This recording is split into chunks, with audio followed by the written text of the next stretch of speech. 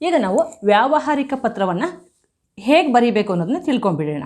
ಪ್ರಶ್ನೆ ಏನ ನೋಡಿ, ನಿಮ್ಮನ್ನು ಶಿವಮೊಗ್ಗದ ಸರ್ಕಾರಿ ಪ್ರೌಢಶಾಲೆಯ ಕೌಶಿಕ್ ಎಂದು ಭಾವಿಸಿಕೊಂಡು ಮೈಸೂರಿನ ಮೃಗಾಲಯದ ವೀಕ್ಷಣೆಗೆ ಅವಕಾಶ ಕೋರಿ ಅಲ್ಲಿನ ವ್ಯವಸ್ಥಾಪಕರಿಗೆ ಮನವಿ ಪತ್ರವನ್ನು ಬರೆಯಿರಿ.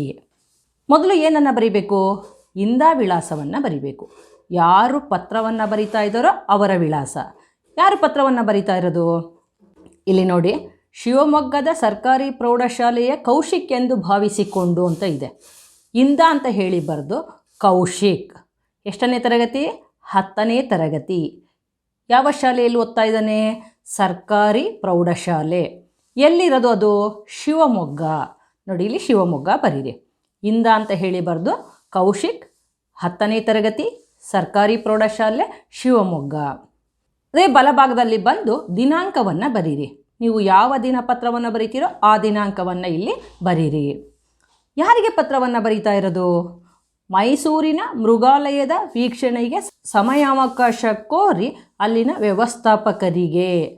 ಹಾಗಾಗಿ ಇಲ್ಲಿ ಇವರಿಗೆ ಅಂತ ಹೇಳಿ ಬರೆದು ಮಾನ್ಯ ವ್ಯವಸ್ಥಾಪಕರು. ಎಲ್ಲಿಯ ವ್ಯವಸ್ಥಾಪಕರು? ಮೈಸೂರಿನ ಮೃಗಾಲಯ ಅಂತ ಇದೆ ನೋಡಿ ಇಲ್ಲಿ, ಚಾಮರಾಜೇಂದ್ರ ಮೃಗಾಲಯ. ಎಲ್ಲಿರೋದದು? ಮೈಸೂರು. ಇವರಿಗೆ ಅಂತ ಹೇಳಿ ಬರೀರಿ. ಮಾನ್ಯ ವ್ಯವಸ್ಥಾಪಕರು, ಚಾಮರಾಜೇಂದ್ರ ಮೃಗಾಲಯ, ಮೈಸೂರು. ಸಂಬೋಧನೆಯನ್ನು ಬರೀಬೇಕು. ಏನು ಸಂಬೋಧನೆ? ಮಾನ್ಯರೇ. ಆನಂತರ ವಿಷಯವನ್ನು ಬರಿಬೇಕು. ಒಂದು ವಾಕ್ಯದಲ್ಲಿ ಸ್ಪಷ್ಟವಾಗಿ ನೇರವಾಗಿ ಇರಬೇಕು. ಏನು ಬರೆಯೋದು ವಿಷಯನ? ಇಲ್ಲಿದೆ ನೋಡಿ, ಮೃಗಾಲಯದ ವೀಕ್ಷಣೆಗೆ ಸಮಯಾವಕಾಶ ಕೋರಿ. ಅದನ್ನು ಇಲ್ಲಿ ಬರೆದಿದ್ದೀನಿ ನೋಡಿ, ಮೃಗಾಲಯದ ವೀಕ್ಷಣೆಗೆ ಸಮಯಾವಕಾಶ ಕೋರಿ ಮನವಿ. ಅದಾದಮೇಲೆ ಏನು ಬರಿಬೇಕು?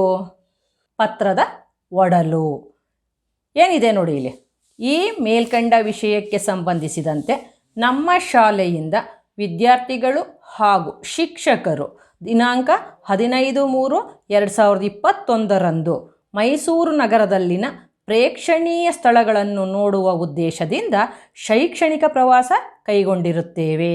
ಸದರಿ ದಿನದಂದು ಚಾಮರಾಜೇಂದ್ರ ಮೃಗಾಲಯವನ್ನು ವೀಕ್ಷಿಸಲು ಭೇಟಿ ನೀಡುವ ಉದ್ದೇಶವನ್ನು ಹೊಂದಿದ್ದೇವೆ.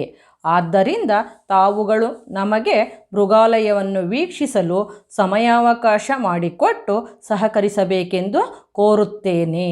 ಇದು ಪತ್ರದ ಒಡಲು. ಆನಂತರ ಏನು ಮಾಡಬೇಕು? ಮುಕ್ತಾಯ. ಯಾವುದರೊಂದಿಗೆ ಮುಕ್ತಾಯವನ್ನು ಮಾಡೋದು? ವಂದನೆಗಳೊಂದಿಗೆ. ಬಲಭಾಗಕ್ಕೆ ಬನ್ನಿ. ತಮ್ಮ ವಿಶ್ವಾಸಿ.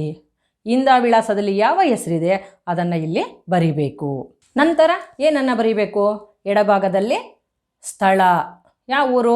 ಶಿವಮೊಗ್ಗ. ದಿನಾಂಕ, ನೀವು ಯಾವ ದಿನಾಂಕವನ್ನು ಪತ್ರ ಬರೀತೀರೋ ಆ ದಿನಾಂಕವನ್ನು ಬರೀರಿ.